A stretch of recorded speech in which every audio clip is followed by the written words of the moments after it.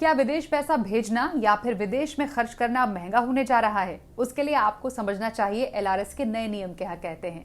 LRS मतलब liberalised remittance scheme, जिसके तहत आप देश से बाहर पैसे भेज सकते हैं।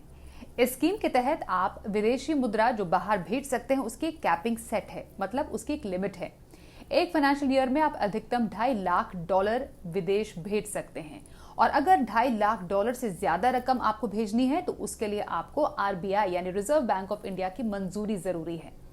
ये स्कीम किन के लिए है? भारत के नागरिक, बालिग हो या नाबालिग, उनके लिए है।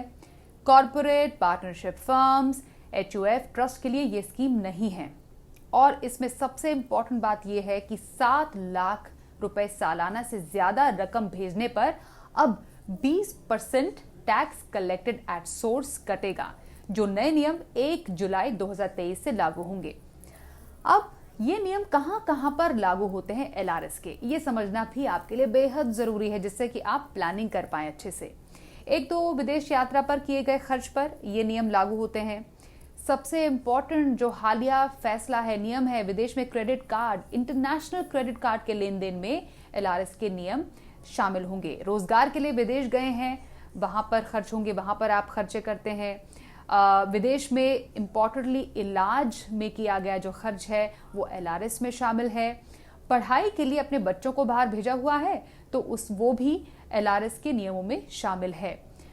विदेश में किसी बैंक में फॉरेन करेंसी खाता खोला है तो उस पर भी एलआरएस के नियम लगते हैं। विदेश में संपत्ति यानी निवेश अगर आप करते हैं, जैसे कि प्रॉपर्टी की खरीद, इक्विटी हो गया, म्यूचुअल फंड में निवेश, वो भी लिबरलाइज्ड रेमिटेंस स्कीम के तहत ही आता है। तो कहां कहां पर लागू होता है? ये 20% का टीसीएस जो अभी मैंने आपको बताया वो हर जगह लागू नहीं होता है। तो कहां पर लागू होता है ये समझ लीजिए। तो कहीं आप फॉरेन डेस्टिनेशन में गए घूमने फिरने के लिए, वहां पर शॉपिंग कर ली इंटरनेशनल क्रेडिट कार्ड से, 20% टीसीएस कटेगा। क्रेडिट कार्ड से विदेश में खाना पीना भी महंगा हो जाएगा। विदेशी कंपनी से टिकट खरीदना, ओवरसीज टूर पैकेजेस, विदेश में बॉन्ड शेयर की खरीद महंगी हो जाएगी। विदेश में रियल एस्टेट गिफ्ट्स तक भी महंगे हो जाएंगे। अब नियम कहां कहां पर नहीं बदले हैं। जहां पर 20% टीसीएस कटेगा वो तो हमने आपको बता दिया। कहां पर 20% टीसीएस का नियम नहीं लागू होगा, तो टेंशन लेने की जरूरत नहीं है। बच्चे विदेश में पढ़ रहे हैं तो एजुकेशन लोन पर रेमिटेंस में कोई बदलाव नहीं है। पढ़ाई के लिए अगर 7 लाख रुपए तक आपने सालाना खर्च किए हैं तो उस पर टीसीएस लागू नहीं होगा। पढ़ाई के लिए लेकिन अगर 7 लाख रुपए से ऊपर रेमिटेंस किया है, भेजे हैं बाहर पैसे, तो 0.5% टीसीएस आपका कटेगा। बिना लोन की पढ़ाई मतलब एजुकेशन लोन नहीं लिया तो उस पर 7 लाख से ऊपर का खर्च हुआ है तो उस पर 5% टीसीएस कटेगा।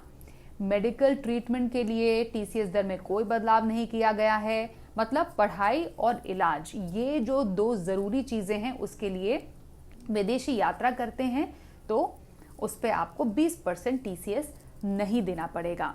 तो ये कुछ है जरूरी नियम लिबरलाइज्ड रेमिटेंस स्कीम के, जिसको आपको ध्यान में रखने की जरूरत है। विदेश यात्रा करते हैं या फिर करना चाहते हैं तो जुलाई से बाद की जितनी भी आपकी प्लानिंग है वो सोच समझ कर करें। लेकिन इस बात को ध्यान में रखने की जरूरत है कि $2.5 लाख सालाना रकम बहुत ज्यादा होती है।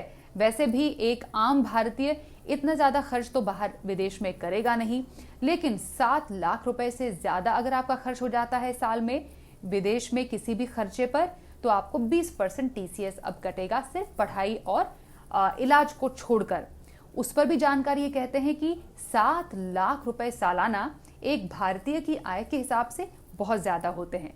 लेकिन वो लोग जो कि बहुत ज्यादा विदेश में यात्रा करते हैं, बहुत उनके ज्यादा फॉरेन टूर्स रहते हैं, उनको थोड़ा सा प्लानिंग करने की जरूरत है अपनी आने वाली फॉरेन ट्रिप्स के लिए। फिलहाल इस वीडियो में बस इतना ही। दीजिए इजाजत, नमस्कार।